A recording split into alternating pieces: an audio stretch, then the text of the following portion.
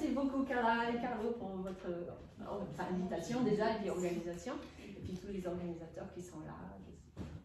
Et donc merci beaucoup déjà d'avoir créé ce type d'événement que je trouve génial, hein, dans un petit village, de rassembler autant de spécialistes, autant de personnes qui s'y penchent vraiment sur des questions clés et pertinentes de nos jours. Donc voilà, moi en toute humilité, je ne me considère pas forcément spécialiste du climat, des économies, enfin tout ce qui est, on va dire, d'actualité, mais voilà, avec la connaissance des vieilles pratiques, on va dire, ancestrales et des philosophies et une spiritualité qui date de millénaires, je pense qu'il y a des clés quand même intéressantes qui peuvent nous aider à amener plus de compréhension sur tout ce qui nous arrive aujourd'hui, sur comment on pourrait mieux déjà s'adapter soi, à l'intérieur de soi, vis-à-vis de ce qui se passe autour, et puis voilà, de réfléchir ensemble, peut-être avec ces principes-là, comment améliorer justement la crise qu'on traverse actuellement. Donc voilà, donc je vais m'asseoir juste pour être plus tranquille. Est-ce que tout le monde me voit? Ça va? Ok, donc on continue juste parce que c'est bien d'ouvrir un petit peu l'énergie. Je vais démarrer tranquillement par l'introduction. Mais donc, comme je disais, donc chaque organe de votre corps se termine par un méridien, par les doigts. Et donc même en écoutant, en parlant, en faisant des choses dans votre vie, c'est intéressant d'activer les différents points. Donc de tout simplement tirer l'énergie à travers les doigts. Rien que ça, déjà, ça ouvre les méridiens, ça ouvre le trajet de votre énergie vitale au niveau des organes et donc au niveau psychique aussi. Donc l'énergie, vous allez mieux réfléchir, mieux digérer les choses, mieux éliminer et faire le tri entre ce que vous voulez garder et ce que vous voulez laisser. Enfin, rien qu'en vous massant les points d'énergie qui vous libèrent votre énergie interne. Donc voilà, ça c'est une petite chose que vous pouvez mettre en route parce que ça fait du bien, déjà, rien que ça. Et puis vous allez voir qu'à force de pratiquer, ouais, mine de rien, voilà, on sent qu'il y a des choses qui fonctionnent de mieux en mieux à force de le faire régulièrement. Donc pourquoi, tu vois, cette petite chose-là, ça peut fonctionner. Donc je vais revenir maintenant un petit peu à l'origine, donc déjà la définition de qu'est-ce que c'est Tao. Enfin voilà, là aujourd'hui c'était comment est-ce que cette philosophie spirituelle peut nous amener à mieux comprendre à nos jours notre relation entre notre nature intérieure, notre nature extérieure. Donc le mot Tao veut juste dire à la base le chemin ou la voie ou la façon dont le vivant se déroule. Se déroule dans un continu retour à sa source. Donc, dans la cosmologie taoïste, il faut le situer plusieurs milliers d'années avant notre ère, à l'époque chamanique encore, enfin, voilà, même préhistorique, quand on vivait encore très proche des forces de la nature, où les premières préoccupations des gens, c'était déjà comment naviguer, comment utiliser, se relier avec les étoiles, les planètes, comment trouver le bon moment, aller aux bonnes saisons pour planter ou pour placer son camp, déménager sa famille, son clan, ses tribus, trouver de la nourriture, trouver une façon optimum d'accueillir la pluie, la sécheresse, enfin, tout ce dont on avait besoin pour créer de la nourriture, vivre bien déjà, survivre et même plus que survivre, parce que je pense qu'à l'époque, si des sciences comme le Tao se sont développées, c'est que les personnes, ils étaient quand même déjà à un stade au-delà de la survie. C'était déjà une façon assez sophistiquée de concevoir la dimension spirituelle sur la Terre. Et donc, comment mieux vivre cette spiritualité en harmonie entre ce qui se passe à l'intérieur de soi en tant que chaque individu, la communauté, le clan, et donc les communautés de différents clans, et la nature et l'univers.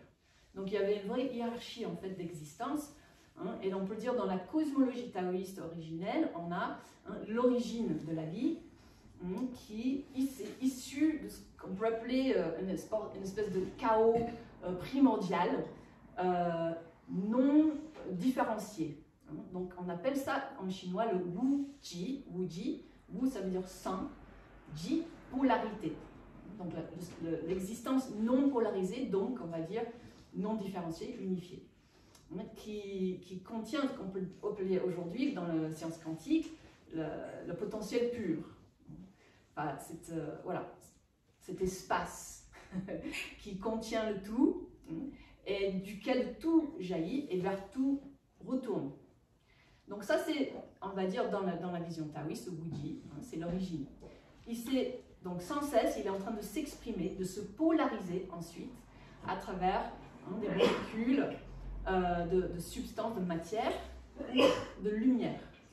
Donc une molécule qui va se densifier, c'est toujours de l'énergie, mais de l'énergie qui va se densifier jusqu'à devenir de la matière, ou de l'énergie qui va rester très éthérée, très actif, on va dire, sous forme de lumière, sous forme de feu, de chaleur, de quelque chose invisible, immatériel.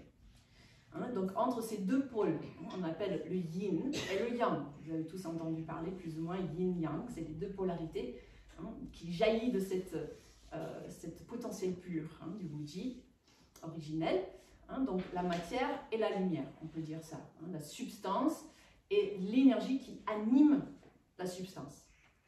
Donc notre corps, tout dans l'univers, en fait, est fabriqué grâce à cette attirance irrésistible entre matière et non-matière. Donc, bien sûr, l'énergie, c'est le grand tout. C'est ce qui contient tout, c'est ce qui jaillit à travers tout. Mais quelle forme va prendre cette énergie, cette potentiel, c'est ça qui décide comment est-ce qu'il va se polariser. Donc, on arrive à ce qu'on appelle donc le deuxième niveau de cette hiérarchie, qu'on appelle le Taiji. Tai, ça veut dire grand, Ji, polarité. Comme Wuji, sans polarité, va faire naître, va faire jaillir la substance et la non-substance pour créer une polarité qu'on appelle Taiji, la suprême polarité de l'existence. Dès que quelque chose se manifeste.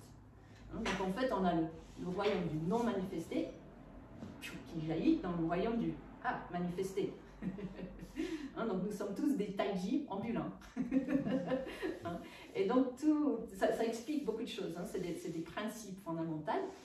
Et donc cette polarité entre la matière et le non-matière, en nous, dans un arbre, dans une montagne, dans toute chose vivante, va aussi suivre un cycle de densification et de éthérisation, si on veut dire.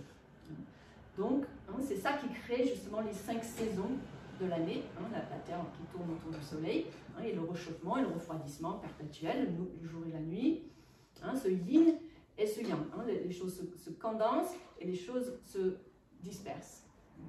Voilà. Et donc, cette respiration, ça c'est le taiji du vivant, du manifesté. Et on peut catégoriser presque tout le vivant, plus ou moins, dans cette respiration-là. Quelque chose, n'importe quelle chose, et soit elle est en phase de se yinifier, de se densifier, de se matérialiser, de se manifester, soit elle est en phase de se démanifester, de se éthériser, de s'ouvrir vers l'invisible. Donc sans cesse, le climat, comme là, il y a la nuit, donc ça fait condenser l'humidité, ça crée la brume, dès qu'il y a le soleil qui revient, elle évapore, ça crée les nuages, et puis ça va retomber comme de la pluie, et ainsi de suite. Donc cette même respiration, ça se passe exactement pareil dans notre corps. On boit ou on mange quelque chose, ça se condense, ça se densifie dans le corps, la chaleur de la combustion cellulaire, tout le processus de nos cellules qui brûlent, l'oxygène qu'on respire, génère un métabolisme qui évapore, qui distribue, qui met en mouvement tout ça. Donc ça repart par les pores de la peau, et puis ça échange avec l'atmosphère autour de nous, et c'est réabsorbé à l'intérieur, ça se recondense et ça renourrit notre organisme. Donc sans cesse, comme la planète Terre, comme n'importe quel corps vivant, on est en interface perpétuelle avec l'intérieur et l'extérieur, entre la densification de la matière et l'éthérisation dans l'atmosphère. Donc cet aller-retour, ce mouvement du grand taiji, bouge à travers donc le prochain niveau d'hiérarchie. On appelle ça les 5 mouvements, les 5 étapes d'énergie. Le wuxi, c'est le mouvement de l'hiver, de la condensation, tout descend, on va dire, dans un état plus proche de la racine, sous la terre, etc. Le jaillissement du printemps, la croissance, et ensuite cette réalisation de l'été, le feu de l'été, la floraison, la maturation, la fruition au niveau de l'été indien, vers laquelle on va là, le mois de septembre, la récolte. Et ensuite, la conservation, le tri et la conservation au niveau de l'élément métal de l'automne, où on va prendre tout ce qu'on a récolté, on va le mettre en pot, on va le lactofermenter, on va le mettre en conserve pour préserver, conserver. Et ensuite, on revient à l'hiver. Le temps, on va dire, hibernation, sommeil, gestation. Donc, c'est l'élément eau, l'élément de tout ce qui coule vers le bas, tout ce qui coule vers les profondeurs, pour ensuite jaillir à nouveau par le printemps, l'été, etc. Donc, ces 5 saisons, ces 5 mouvements d'énergie. Bien sûr, il y a les heures, les dates spécifiques de l'année, de la journée même, où tout ça, c'est une mécanique céleste en lien vraiment avec le mouvement de la Terre autour du Soleil, la Lune autour de la Terre également, qui joue un grand rôle, et donc toutes les planètes également. Mais aussi, à l'intérieur de nous, ça se passe tout le temps. Et on a vu aussi, les anciens, ils ont observé que ce même mouvement des 5 éléments agit à travers nos 5 organes viscères principaux également, de la même façon. Donc ce mouvement saisonnière, il agit dans nos organes, dans nos reins. Donc les reins, c'est le réceptacle de l'élément eau, parce que les reins, ils filtrent l'eau le long de la journée. Donc quand ils ont bien filtré, bien nettoyé, purifié notre eau, régénéré justement tous les liquides organiques, notre système nerveux central notamment, le moelle épinière, ils vont envoyer leur énergie à le prochain organe. C'est comme si l'hiver, il va venir nourrir de la saison du printemps. Donc le printemps, on attribue à l'organe le foie et les vésicule biliaire, qui ont eux des fonctions comme le printemps, très expansives, dynamisantes, croissantes. Ils propulsent, ils filtrent, ils dynamisent toutes les fonctions, le retour veineux notamment du corps, pour être sûr que tout se irrigue comme il faut. Et ensuite, donc depuis ce mouvement du printemps, cette croissance, cette diffusion d'énergie, on va vers le cœur, vers l'été. L'été, c'est le feu du cœur. C'est vraiment ce mouvement cardiaque. Ça propulse, c'est en action perpétuelle, tout le temps, ça ne prend jamais de vacances, le cœur. Sauf que bon, voilà. On peut le ralentir quand même et on peut veiller dessus, on peut en prendre soin. Il ne faut pas qu'il batte trop fort. Mais ce qu'il aime, c'est d'être toujours en action. Et donc son travail aussi, c'est de propulser le sang à travers le sang artériel qui réchauffe, qui amène le bon feu à tous nos cellules pour qu'ils puissent faire leur travail.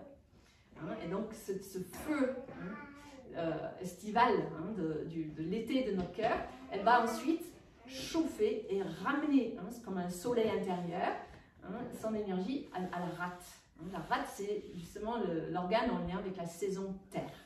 La saison, cette arrière-saison, été indien, le mois de septembre, l'intersaison, de la digestion. Le feu digestif a besoin justement de ce feu du cœur pour qu'on puisse, dès qu'on mange, que ce soit alimentaire ou émotionnel, on va y arriver, que ce feu va nous aider à métaboliser au mieux, transformer au mieux et utiliser au maximum tout ce qu'on mange pour nous nourrir pleinement sur tous les plans. Donc la terre, c'est ce qui va nous ramener à cette capacité nourricière que nous avons en nous, et donc de tout le système lymphatique également, qui va aussi aider à défendre, à manger, littéralement digérer les pathogènes de notre corps, enferme de la nourriture pour transformer et éliminer. Donc prochain organe, prochaine saison, on passe de l'été indien à l'automne, le moment où on va conserver et aller à l'essentiel, l'élément métal qu'on attribue à nos organes, les poumons et le gros intestin, qui sont des organes de tri, des organes qui vont à l'essentiel. On inspire, aussitôt toutes nos alvéoles, ils sont en train de trier entre « Ah oui, ça c'est de l'oxygène, ça je peux l'utiliser, ah ça non, ça c'est du dioxyde de carbone, non, non, ça en renvoie. » Et expire. Chaque inspire, chaque expire, on prend quelque chose de nouveau. Chaque expire, on fait le deuil de tout ce qu'on vient de vivre. Et c'est déjà, on lâche prise à la terre, on rend à la terre. Donc les poumons, le métal, c'est ce qui nous permet de vivre ce processus en permanence, déjà physiologiquement, de oxygéner pleinement nos cellules et de purifier, de nettoyer notre organisme grâce au pores de la peau, notamment, et les alvéoles pulmonaires et le transit du gros intestin. Donc eux, ils puisent leur énergie à la terre, bien sûr, et donc ils vont donner leur énergie ensuite. Donc après l'automne, on retourne au début du cycle, à l'eau. Donc c'est l'oxygénation des poumons qui stimule les fonctions de nos reins, qui permet nos reins de filtrer vraiment je crois que c'est 50 litres d'eau par jour qui sont obligés de filtrer tous les jours. Donc c'est quand même beaucoup. Entre 30 et 50 litres, je crois, de fluide, de liquide corporel qui filtre. Donc voilà, ils travaillent beaucoup, donc ils ont besoin de beaucoup de soutien. Donc c'est l'automne qui soutient, qui fait le tri pour aller à l'essentiel, pour que pendant l'hiver, la gestation, l'hibernation, on a de quoi passer à travers l'hiver en confort et arriver jusqu'au printemps. Et donc ainsi de suite, le cycle continue. Comme ça. Ça va, ça fait du sens pour vous? C'est les connexions entre nos fonctions de nos organes physiologiques là pour l'instant, le mouvement des cellules, cette densification et cette éthérisation, on peut dire, perpétuelle. Donc maintenant, on peut arriver aux fonctions. Donc il y a les fonctions physiologiques, mais aussi les fonctions psychologiques et émotionnelles qui sont en lien avec nos organes. En fait, on appelle ça les intelligences. Chaque organe, c'est une réceptacle d'un part de notre âme. C'est dans le Tao. Donc, c'est comme si on a 5 aspects de notre âme, 5 intelligences. Et on peut aussi appeler ça 5 enfants âme. Parce qu'on dit dans le Tao que quand on est né, notre âme, il est encore dans un état un peu d'enfant qui arrive sur Terre pour explorer et expérimenter un maximum de choses, pour apprendre, pour prendre conscience à chaque instant, grâce à nos erreurs, des baffes. Ah oui, il ne faut pas que je mette le doigt là, c'est chaud. Okay. Il prend conscience. Et cette prise de conscience génère en fait toute une réaction en chaîne déjà biochimique, bien sûr, enfin physiologique, mais qui génère de l'énergie, du chi, de l'énergie vitale. Et cette énergie vitale, dès qu'on prend conscience, elle va aller nourrir en fait l'océan de conscience collective, universelle. Et en tant que chaque individu, on est, voilà, il y a de la place là encore, on est né un peu comme une petite biobatterie qui contient un aspect du divin, enfin, on va dire, de la source, voilà, de cette énergie, du potentiel pur, duquel voilà, on vient et vers laquelle on retourne. Et donc, on a cette conscience déjà incarnée en nous. Et donc, notre travail en tant qu'être humain incarné, c'est d'éveiller cette conscience au maximum qu'on peut, avec chaque expérience. Donc, on arrive en tant qu'enfant, plus ou moins, voilà, il y a des vieilles âmes, on peut dire, et des jeunes âmes, peut-être, voilà, après, on dit ça en Occident, mais en tout cas, on vit tout ce qu'on a besoin de vivre, et on espère que chaque fois qu'on vit quelque chose, nos 5 intelligences, nos 5 parts, nos 5 aspects de notre âme, apprennent et s'entraident entre eux et disent « Ah ouais, d'accord, mais ça c'est comme ça, attention parce que ça... » Et en fait, ça crée tout comme un garde-fou intérieur qui fait qu'on avance avec de plus en plus de sagesse. Donc, dans la philosophie taoïste, l'objectif principal, donc je vais revenir un petit peu comment appliquer cette philosophie dans la vie quotidienne, mais l'objectif c'est vraiment, c'est une voie de sagesse à part entière, de éveil de la conscience, sur le plan spirituel, mais aussi physiologique, quotidienne. Et donc, chaque prise de conscience, déjà, chaque individu devient de plus en plus autonome en lui-même, parce qu'il prend conscience de plein de choses, et donc du coup, il est de plus en plus apte à interagir les uns avec les autres, en communauté. Et donc, cette notion de se gouverner, et donc gouverner comme une autogouvernance, enfin, c'est très taoïste cette notion, que collectivement, la communauté s'auto-gouverne grâce à ce travail qu'on fait chacun à l'intérieur de soi en écoutant ces 5 parts de nos âmes, ces 5 intelligences que nous avons tous en nous. Voilà, donc ça, à ça sert en fait, ce système de 5 éléments, c'est de éveiller le maximum d'énergie consciente pour nourrir, on va dire, la conscience collective universelle. Donc, si on redémarre, voilà, on dit dans les reins, par exemple. Donc, les reins sont le réceptacle en chinois qui s'appelle le Dieu.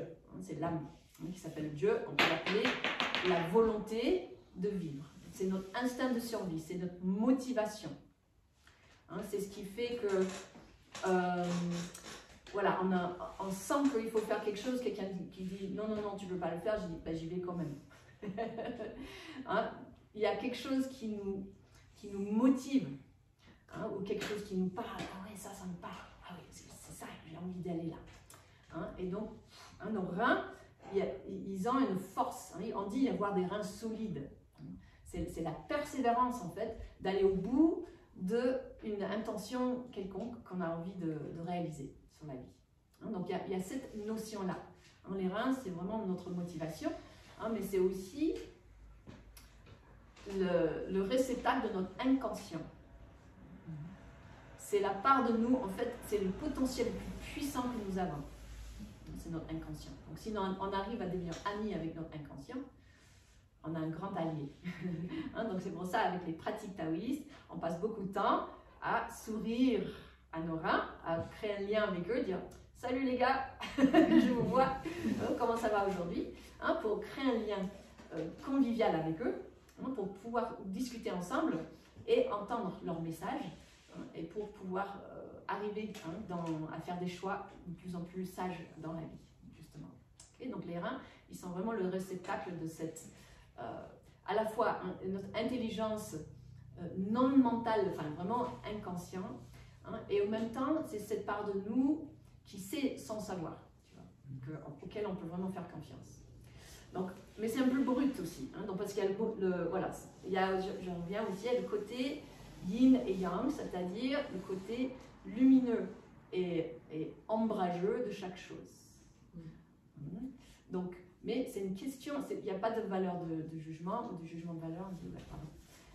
Tu es américaine à la base, donc des fois le français c'est. Mais il y a la notion d'équilibrer l'ombre et la lumière. Il y a toujours le négatif et le positif, mais on a besoin l'un de l'autre, l'un et l'autre, pour créer cette polarité manifestée. Si on n'a que la lumière, c'est plus une manifestation polarisée. Là, ok, oui, on retourne à la source, mais après, on n'est plus dans l'incarnation. Donc, voilà, dès qu'on est dans l'incarnation, forcément, ça implique une dualité, mais une dualité harmonieuse. C'est ça qui est différent dans le Tao, je pense, par rapport à d'autres voies, d'autres façons de voir les choses. Il n'y a pas de conflit dans la dualité, selon le Tao. Au contraire, c'est quelque chose de sain et de nécessaire, la dualité, dans le sens polarité, harmonieux. C'est ça que ça veut dire Taiji. Donc, pour revenir à nos parts d'ombre, notre inconscient, il peut être aussi de l'ombre, il peut être destructeur aussi. Mais si on sait comment utiliser les autres parts, notre connexion directe avec notre étincelle, on va dire, de notre conscience, cette part d'ombre, on peut le transformer en quelque chose d'utile et de productif et comme un allié. Voilà.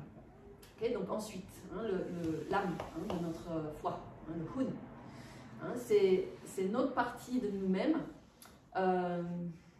qui régit la pensée abstraite. C'est tout ce qui est le concept, tout ce qui est capable de voir dans l'avenir, de structurer, de planifier.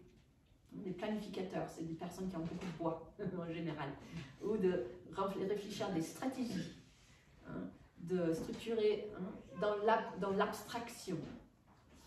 Donc on a besoin de ça, c'est le mental. qui nous permet de vivre. Donc il faut juste dire que voilà, dans notre société, on est beaucoup bois, faut dire. Donc les autres, ils sont un petit peu laissés un petit peu à l'abandon, mais voilà, vous allez voir comment on peut les réunir. Et ensuite, donc, au niveau du cœur, le feu de notre cœur, c'est le feu de l'amour, la joie, bien sûr. Mais il y a aussi donc, la part de notre âme originelle qu'on appelle le chêne. C'est la part de nous, justement, qui est encore reliée avec cette étincelle cosmique duquel on vient, et qui est responsable pour nos intuitions, notre capacité de intuiter de façon instantanée ce qui est juste, la parole, les mots qu'il faut choisir, comment communiquer avec justesse, avec son cœur, avec une ouverture, avec les yeux ouverts à l'intérieur de son cœur. Donc ça c'est très précieux, de faire confiance à nos intuitions, et donc grâce à nos intuitions, comme c'est immédiat, ça ne demande pas de réfléchir, on passe à l'action. Donc si on passe à l'action sans réfléchir, tu vois, sans prendre en compte les autres parties de nous, des fois ça peut être des actions trop précipitées, trop emportées, donc trop rapides, et ça nous décentre. Donc c'est tout l'art de ramener notre intuition à quelque chose de plus ancré, plus centré dans le corps, plus relié avec nos garde-fous, les autres intelligences. Voilà, donc ce qui va beaucoup nous aider justement, c'est l'intelligence de la rate. La rate, c'est le li, qui veut dire la pensée créatrice ou l'intention, mais pas dans le sens occidental. J'ai l'intention de, mais bon, je n'ai pas réussi. C'est pas dans ce sens-là. C'est l'intention, c'est dans le sens que tu penses, dès que tu poses ta pensée quelque part, l'énergie suit, ça se manifeste. Ça, c'est une réalité, avec n'importe quelle chose qu'on fait dans notre vie. Et donc, on a le pouvoir de la pensée est extrêmement puissant. Donc, autant on peut créer notre bonheur, on peut créer notre malheur. Et on peut créer plein de choses grâce à cette pensée créatrice. Donc, là aussi, il faut faire très attention à quoi on pense et comment on y pense, parce que ça va forcément attirer de l'énergie et manifester des choses. Mais donc, si on arrive à garder cette pensée créatrice bien ancrée, bien centrée dans le ici, maintenant, dans l'instant présent, dans ce qui est vraiment faisable là, dans la réalité, ça peut être vraiment une grande alliée. Ça peut vraiment nous aider, et justement, il va aider le feu du cœur à rester un petit peu avec la choucroute, quoi. Ok, et donc le prochain, là je fais toujours le suivre du cycle des saisons, on était à l'intersaison, maintenant l'automne, on est dans les poumons, métal, et donc là on a l'âme enfant, qui s'appelle le pro. Et donc là c'est notre âme corporelle, c'est vraiment l'âme de notre corps physique, on va dire respiratoire, qui vit comme je disais, dans les alvéoles, dans les pores de la peau, qui vit vraiment dans tout ce qui nous incarne, dans nos sens. C'est ce qui régit l'intelligence de nos sens, de notre intelligence sensorielle, un peu animale, un peu, je branche mes antennes et je sens tout de suite, là c'est bien, là je me sens bien, là je me sens moins bien, ok, je me mets là où je me sens bien. C'est instinct, c'est l'instinct, l'instinctif. Je sens une personne, je sens une pièce, je sens pas, je sens, voilà, on sent. En français on dit ça beaucoup, je sens, je sens pas. Ça c'est vraiment, c'est métal, c'est notre intelligence métal, c'est nos poumons qui nous parlent. Donc ça c'est une intelligence vraiment intéressante à cultiver, parce que souvent il nous dit des choses mais on ne veut pas entendre. Ou il nous dit des choses, mais c'est trop de l'ordre impulsif, ou tu vois, ça peut aller aussi dans l'autre sens, des instincts, mais on ne prend pas le temps de checker avec les autres intelligences, voir si c'est juste. Mais donc voilà, cet instinct quand même très important, et donc c'est ce qui va nous aider à revenir dans l'intelligence de notre inconscient, de cette volonté, cette force de vie, on va dire, enfin cet impulse de vie plutôt, de nos reins. Donc, qui nous fait voilà, boucler ce petit cycle-là. Donc, maintenant, on va essayer de revisiter voilà, chaque fois que je fais le cycle, je rajoute un paramètre, et petit à petit, voilà, ça vous donne une vision d'ensemble, que cette intelligence de notre profondeur, notre eau, qui nous nourrit notre mental, du bois, qui va du coup nourrir aussi donc, notre capacité d'intuition et d'action et de communication, de parole, qui va nourrir ensuite notre terre, notre capacité de manifester des choses ici maintenant, concrètement. Et donc il nous remet en lien avec nos instincts, nos sensations. Et donc ces instincts qui nous relient à notre inconscient. Notre inconscient, quand il est nourri des 4 autres intelligences, il va guider notre mental, il va enraciner le mental dans quelque chose de profond et de personnellement impliqué. Et donc le mental, du coup, il va se raffiner en intuition de plus en plus fine, de plus en plus juste et communicable. Et cette communication, il va pouvoir se manifester dans la matière, grâce à la terre de la pensée créatrice. Et cette matière, elle va pouvoir se structurer. Donc le métal, c'est aussi ça, notre sensorialité, notre instinct. Ça va nous faire sentir de plus en plus existantes. Et ça va aussi nous régénérer. Mais aussi le métal, c'est aussi une intelligence qui nous permet de structurer, de concrétiser des choses encore plus dans notre vie. Et donc de nourrir encore plus la profondeur, la fluidité, la part de nous qui vit, on va dire, en dehors un peu du monde, le monde de nos rêves. Et donc cette part de nous, elle a besoin aussi d'être nourrie. Et ensuite, elle va nourrir le mental, elle va nourrir nos intuitions, qui va nourrir notre pensée créatrice, qui va nourrir notre instinct, etc. Okay, donc vous voyez que petit à petit, ce cycle, ces saisons, idéalement, à force de pratiquer, juste en prendre conscience que, ah oui, c'est possible de réfléchir à l'intérieur de moi-même et de me poser des questions et dire, alors, qu'est-ce que tu en penses? Oui, mais bon, moi, je pense que... Et le poumon, mais non, mais c'est... Ah ouais, mais... Donc, ça fait des petites discussions intéressantes qu'on peut sentir énergétiquement à l'intérieur de soi, avant de prendre des décisions importantes ou en réfléchissant à un projet pour réaliser, en fait, tout ce que vous voulez réaliser dans la vie, à chaque instant. Donc, il y a un moment, les reins vont dire, ah, mais non, là, j'ai besoin de me reposer. Et le cœur, il va dire, mais non, mais il faut que faire ci, et puis il faut faire ça. Et les reins disent, oui, non, attends, il n'y a pas le flow là. Comment on dit, l'eau, c'est plus la lenteur, la fluidité, la profondeur. Et donc, si on sait écouter nos reins, on va ralentir un petit peu, on va se fluidifier, on va lâcher un peu prise.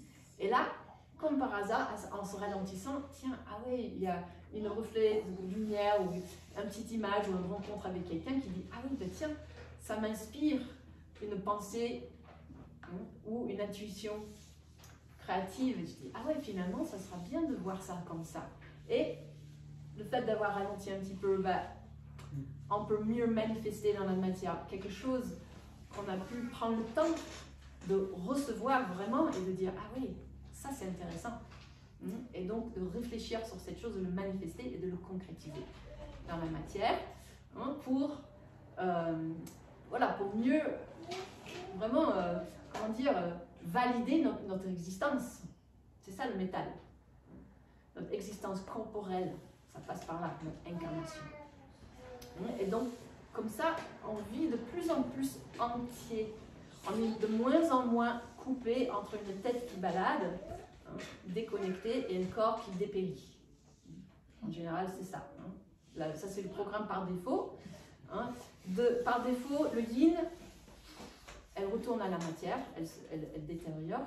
Le yang, il n'a qu'une envie, c'est la liberté, donc de retourner à la source, le mental, l'esprit. Donc, si on ramène l'esprit, le yin, le yang dans le yin, l'esprit dans la matière, et il y a aussi cette notion d'inversion, la matière qui devient le réceptacle de l'esprit et qui incarne l'esprit pleinement, pour que l'esprit puisse habiter pleinement la matière. La matière, elle va profiter aussi, parce qu'elle va se régénérer, parce qu'il y a un apport d'énergie nouvelle qui va la soutenir. Parce que s'il n'y a plus personne à la maison, parce que le mental il est, et à la maison, le corps il est là, il n'y a plus personne qui s'occupe de moi, bon, elle va être triste au bout d'un moment. Donc, voilà, c'est ça la maladie. C'est quand on n'écoute pas, quand il n'y a pas assez d'énergie pour mobiliser la matière corporelle. Pas assez de yang dans le yin, pas assez de non-matière dans la matière. C'est la B.A.B.A. la cause de n'importe quelle dysfonction au niveau de la santé, au niveau même mental, on peut dire, émotionnel sur tous les plans. Donc, si on arrive à bien descendre ce mental dans la matière du corps, réunifier l'esprit et le corps, réunifier le yin et le yang ensemble, parce que ce taiji, en fait, il ne demande qu'une chose, ils veulent aller l'un vers l'autre. Ils disent, ah ouais, il n'est pas si mal ce corps finalement, ça fait du bien, il y a plein de belles sensations. Ah ouais, donc l'âme, il a envie de rester dedans, quand il s'y sent bien, et dès que l'âme elle est dans le corps, elle bénéficie. Elle va faire en sorte à ce qu'il fonctionne mieux. Et donc l'âme, il a encore plus envie de rester dedans. Et donc ça crée une véritable synergie, une réunification de notre corps, âme, esprit, qui est quand même fondamentale. Et c'est pour ça, en tout cas, selon la philosophie taoïste, on est incarné pour réaliser ça pleinement. Parce qu'une fois qu'on est bien réunifié, nos prises de conscience, ça ne se passe pas que sur le plan mental, ça se passe aussi sur le plan cellulaire. Nos cellules génèrent de l'énergie. Je vais arriver dans les 3 types d'énergie que nous générons en tant que biobatterie. Donc cette énergie va nourrir une fois de plus cette conscience collective, cet océan d'intelligence cosmique dans laquelle on baigne chaque instant. Voilà. Et donc comme ça, on peut vraiment, si on prend ça en compte, il me semble que on applique ces principes-là à n'importe quel désir et élan d'améliorer les choses autour de soi et à l'intérieur de soi, on va y arriver. Forcément. C'est incontournable. Donc, la philosophie taoïste, c'est fondamentalement optimiste. Dans le sens que l'étincelle du vivant, on l'a en nous, donc il n'y a pas de raison. Si on sait le cultiver, de toute façon, on est en lien avec le vivant. Donc, le vivant, il est avec nous, et si on travaille avec, et on va dans le sens du vivant, forcément, on est porté. Quelque chose peut... Il n'y a que des belles choses qui peuvent en résulter de ça. Ok, donc voilà, les 3 types d'énergie, donc, parce que ça c'est... Ça va, vous êtes encore là? Donc, l'énergie générée par notre corps. L'énergie, on va dire, générée par toute matière. Les montagnes, là, elles sont extraordinaires. Ils génèrent une énergie colossale et phénoménale. Donc, dans le Tao, on appelle toute l'énergie générée par la matière le Jing. G-I-N-G. Jing, c'est l'essence de la matière. C'est l'énergie cosmique quand elle s'est densifiée tellement qu'elle devient matière. Et donc, non seulement elle devient de matière, mais elle génère de l'énergie. Encore. Sans cesse. Et cette énergie qu'elle génère, c'est une énergie essentielle, nourricière, extrêmement précieuse. Sans le Jing, il n'y a pas d'existence. C'est la base, c'est le fondement. Donc, ça c'est un peu, c'est voilà, on va dire l'état brut de l'énergie. Donc ensuite, cette énergie brute, elle va se raffiner au contact de la lumière, qui est donc son opposé, c'est le Shen. La lumière pure, c'est le Shen, c'est l'énergie pure spirituelle, pure immatérielle, même si elle est un petit peu pas, quand même les photons, elle est quand même matérialisée dans le monde manifesté, mais c'est ce qui se rapproche le plus à du non-matière pure. Okay, donc le jing, c'est le plus dense, le plus solide. Le shen, c'est le plus immatériel, le plus subtil.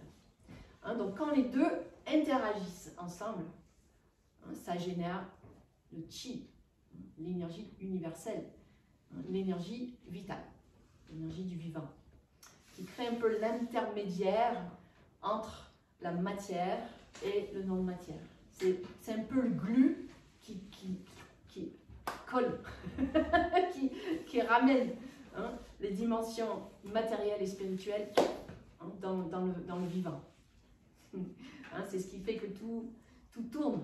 C'est ce qui génère justement le mouvement des 5 saisons.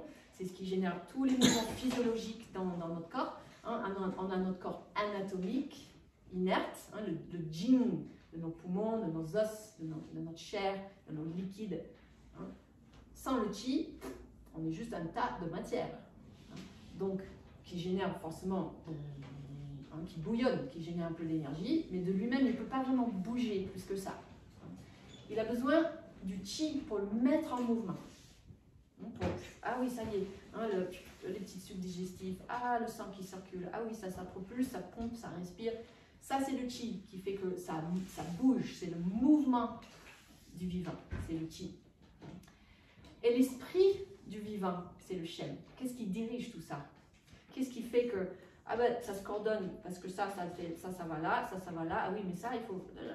Qu'est-ce qui donne les commandes? C'est le shen. Ça vient, hein, de la conscience pure, hein, donc qui est manifestée à travers les glandes du cerveau, hein, qui sont les chefs d'orchestre, notamment, hein, la glande pinéale, pituitaire, thalamus, hypothalamus, tout ça. Hein, ils gèrent les chefs d'orchestre pour réguler, envoyer les commandes, recevoir les commandes, etc. Hein, donc le shen va interagir avec le jing pour générer le chi. Et le chi, il va se densifier en jing ou il va se éthériser en shen. Et puis en fait, il va faire en fait que tout roule, tout bouge comme il faut. Okay? Et donc dans le vivant, c'est comme ça. Et donc petit à petit, on va voir, je pense que voilà, la technologie il est déjà, mais voilà, ça va se développer de plus en plus, même pour générer de l'énergie. On va pouvoir arriver à utiliser ce principe-là, hein, de créer des interactions entre, hein, de la matière et du non-matière pour générer de l'énergie, du chi. Et cette énergie, on va pouvoir le capter, le stocker, le dispatcher, l'envoyer et l'utiliser pour alimenter tout ce qu'on a besoin. Donc ça va venir, c'est juste une question de temps, hein, au niveau technologique, hein, par rapport à l'énergie renouvelable. Mais après, c'est aussi dans notre propre corps. Hein, comment est-ce qu'on peut apprendre à utiliser notre biobatterie au mieux et pour éveiller, hein, son potentiel et de garder notre corps et notre âme, notre esprit en mouvement. Hein, donc c'est grâce à des pratiques. Hein, donc dans la philosophie taoïste, en fait, il y a vraiment des pratiques concrètes qu'on met en place, de méditation, d'automassage, d'étirement, de yoga. Hein, le Tao, en fait, hein, c'est la philosophie souche, hein, qui est à la base de tout ce qu'on voit aujourd'hui dans la médecine traditionnelle chinoise, hein, dans l'astrologie chinoise, dans le feng shui chinoise. Ça vient du Tao. Les arts martiaux viennent de la philosophie taoïste à la base. Hein, l'alimentation, l'agriculture aussi.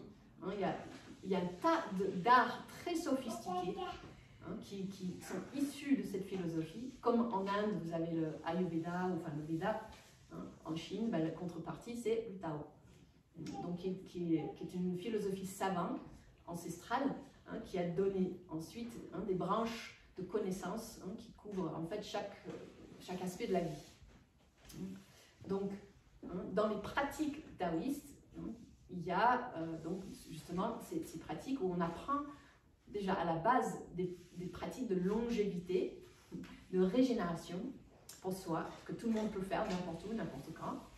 Hein, et donc on peut aussi bien sûr aller plus loin dans des pratiques de développement spirituel, hein, pour ceux qui le souhaitent, pour aller en fait très très loin, hein, pour vraiment aller au bout de tout ce que je vous ai expliqué depuis le début, hein, cette cosmologie de nourrir cet océan de conscience en partant d'une non-polarité, en arrivant à la polarité harmonieuse du Tai Chi, qui arrive à ce mouvement, ce Wu qui tourne, les 5 éléments.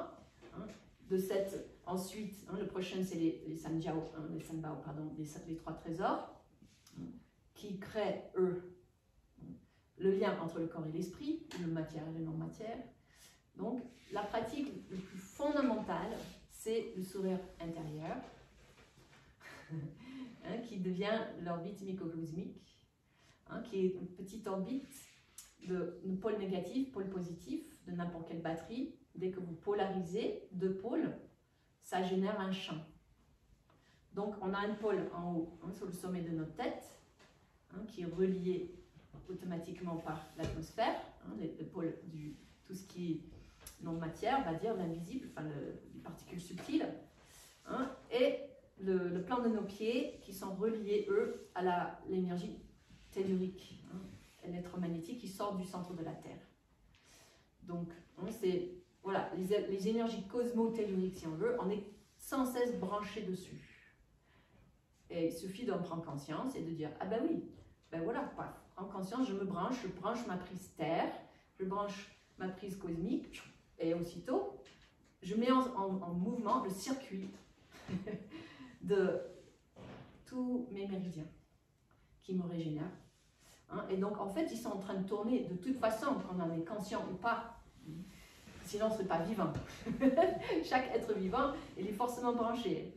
Mais si on arrive à le faire en conscience, on peut booster le processus. Et quand il y a des, je sais pas, s'il y a des blocages, ou des endroits où ça ralentisse, ou des endroits où trop plein, souvent on peut calmer le jeu, on peut canaliser, diriger notre énergie consciemment et harmoniser nous-mêmes, notre propre batterie. Voilà, donc ça c'est des choses très simples. Donc si vous voulez, on peut tenter de faire une petite pratique là maintenant, c'est ce que je vais vous proposer pour clôturer. Donc ok, je vous guide à travers une petite sourire intérieur. Donc vous mettez au bord de votre chaise, c'est ce qu'il y a de mieux, pour que le plancher pelvien soit bien soutenu. Voilà, si vous basculez votre bassin un petit peu devant derrière, vous sentez l'avant, l'arrière de votre bassin qui est en contact avec la chaise, vos 2 ischions. Vous remuez un petit peu vos ischions juste pour délier un peu votre bassin, étaler un petit peu le poids de votre bassin dans la chaise, et sentir le poids aussi de vos jambes. Voilà, les plans de vos pieds. Donc la voûte plantaire de vos pieds, il est forcément relié aux forces telluriques, magnétiques. Voilà, on a même mesuré, c'est à peu près 8 Hz, 8-9 Hz, la fréquence de la Terre. Et donc en haut, on sent aussi tous les antennes crâniennes qui sont reliées, eux, avec l'atmosphère, avec le soleil qui brûle juste là. En plus ici, on est encore plus proche du ciel, donc c'est direct. Donc l'atmosphère qui est là. Et tous les pores de la peau aussi, ils captent en permanence cette atmosphère. Okay, donc il y a juste à vous poser tranquillement dans votre corps. Prenez conscience de vos sensations corporelles, déjà, pour vous guider. Donc on va respirer pour nous aider à créer le lien. Inspirer par les narines, sentir le chatouillement de la subtilité de l'air. C'est tout fin, c'est tout frais. Qui rentre par vos narines, ça chatouille les sinus, toute la voie respiratoire autour des yeux, les pommettes. Ça rentre à travers la gorge, l'arrière de la bouche. Ça descend jusque dans vos alvéoles, dans les poumons, dans les bronches. Il y a les muscles respiratoires qui bougent dans les côtes, le diaphragme, les intercostaux, la colonne vertébrale, le ventre, le bassin, le plancher pelvien.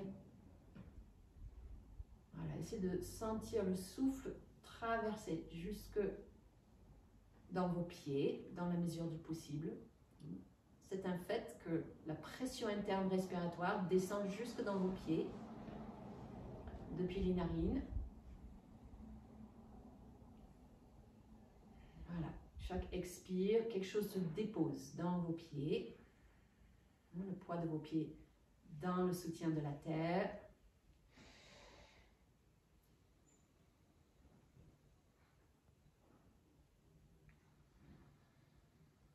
Voilà, on se branche à la prise terre. Il y a juste à relaxer profondément la voûte plantaire de vos pieds, vos orteils, tous les petits points de contact de vos pieds dans la terre, même à travers les chaussures, ça marche.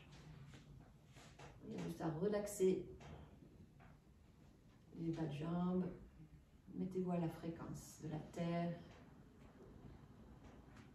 Vous sentez aussi le bassin, le coccyx, le bas de votre colonne vertébrale, les ischions, enfin tous les points osseux de votre bassin, comme des antennes, comme des prises terre, qui sont vraiment comme des diapasons. Ils captent des fréquences.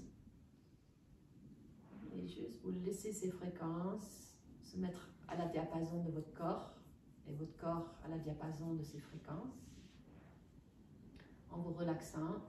Voilà. Et puis on va laisser venir une connexion depuis la couronne, l'espace. Les yeux s'étirent légèrement vers le centre du cerveau. On appelle le palais de cristal, c'est là où se place le glande pinéale. Voilà. Et on s'étire un tout petit peu vers l'arrière du crâne. Et avec le regard intérieur, on ouvre l'espace de la fontanelle, les os crâniens. Et juste on devient conscient de tout ce qui est au-dessus de notre tête. Il y a le plafond de la pièce, mais au-delà du plafond, il y a le toit. Et au-delà du toit, il y a le ciel, il y a le sommet des montagnes, le soleil, la lune, le cosmos, enfin tout est là. Même si on ne le voit pas, il est bien là, concrètement. Il y a juste à s'ouvrir. Sentir cette connexion éternelle, qui était là bien avant nous, qui sera là bien après nous. Donc pendant qu'on est là, autant se connecter entre la terre et le ciel.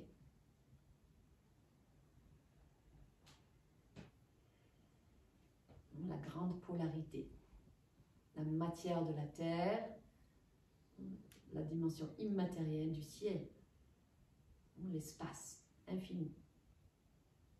Donc on a la même chose en nous. Maintenant, grâce à notre regard, nos yeux, on va les retourner un tout petit peu vers le point entre les sourcils.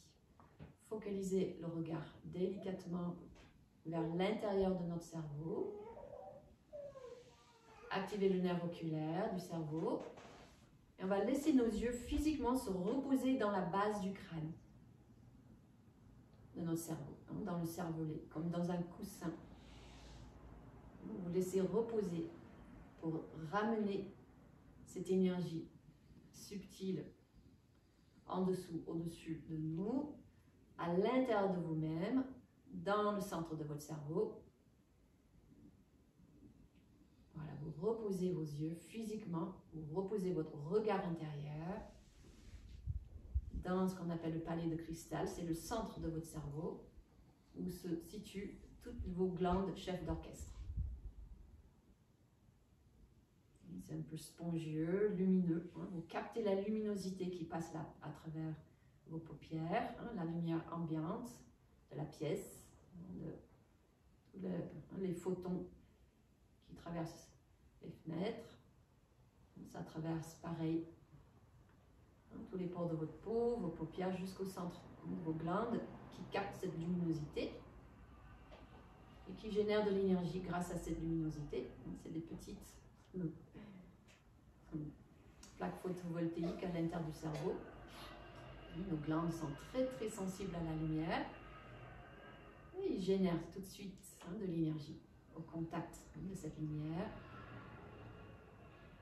Et on va laisser descendre cette sensation lumineuse à travers le reste du corps. Maintenant, à la rencontre de toutes nos cellules, toutes les biobatteries à l'intérieur du corps, des milliers de milliards de cellules.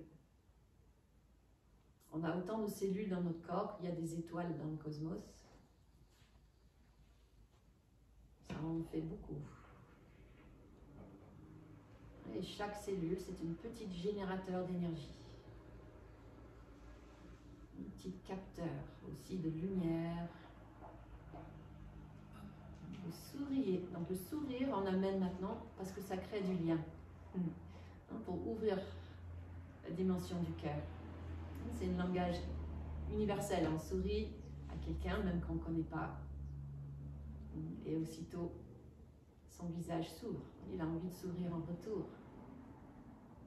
Donc, ce sourire, ça permet de faire passer le lien entre le cerveau et le reste du corps. On amène une qualité souriante, ouverte, disponible dans notre état d'esprit, dans notre regard. Et on envoie ce regard bienveillant, curieux, ouvert à toutes les cellules du corps, avec cette douce luminosité pour illuminer, allumer des petites milliers de générateurs d'énergie dans vos cellules. Et vous respirez cette luminosité, respirez cette qualité bienveillante, ouverte, dans vos cellules, dans votre corps, dans vos sensations corporelles, dans votre âme corporelle qui reçoit le regard de votre âme immatérielle. Et les deux parts d'âme se connectent entre eux, se relient. Donc le premier centre, en tout cas au niveau énergétique, ça va être le cœur. C'est dans le cœur qu'on dit que notre âme corporelle et notre âme spirituelle se rencontrent, mais ça peut être n'importe où dans le corps, là où vous le sentez. Vous respirez ces deux parts de vous-même ensemble. La partie matérielle, dense, posée, et la partie immatérielle, léger.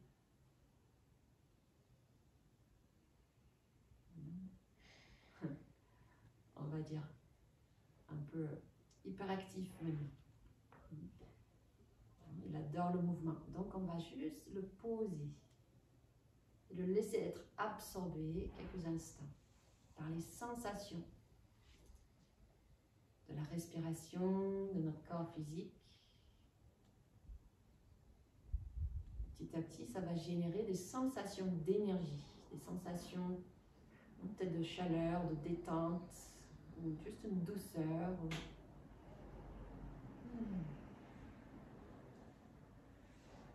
Une relaxation qui donne envie à la part immatérielle de rester un petit peu plus, parce que ça fait du bien. C'est intéressant d'explorer le cœur, les cellules du corps, la respiration qui voyage à différents endroits, peut-être dans la gorge, dans la poitrine, dans le ventre, dans le bassin, dans vos jambes, dans vos bras.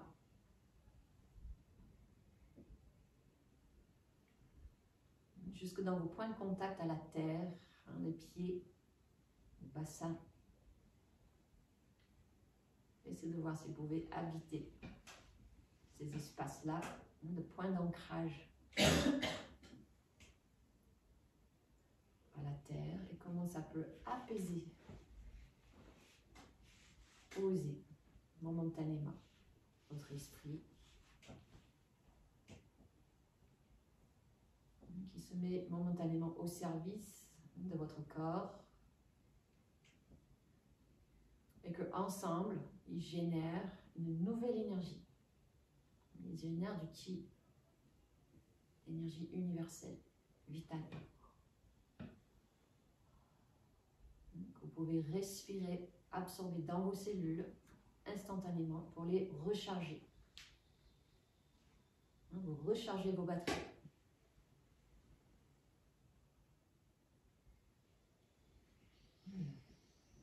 Vous remerciez ce processus du vivant.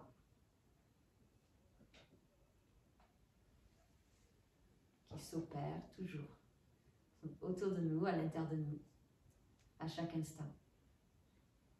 Mais quand on le fait en conscience, quel cadeau! Il est encore plus puissante, intéressante. Il ouvre encore plus notre conscience.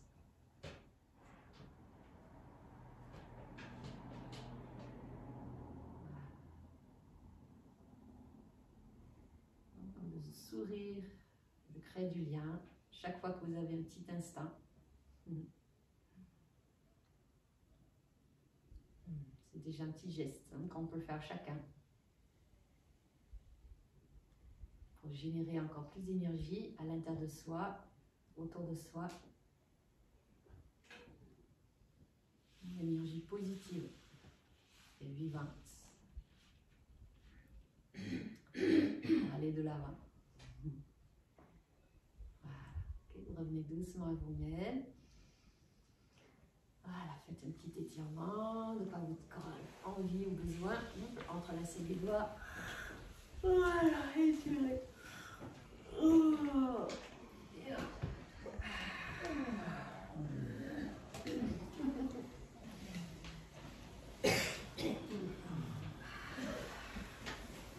Tapotez un petit peu.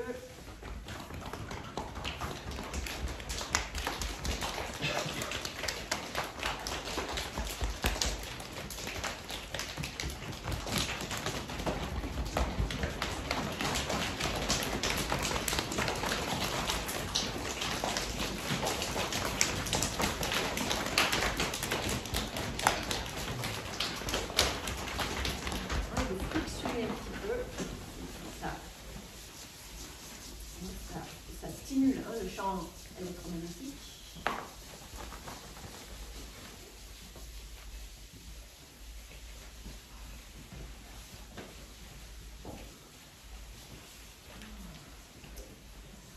Donc voilà, je ne sais pas si vous sentez plus d'énergie, ça vous a recentré un peu. Donc merci beaucoup.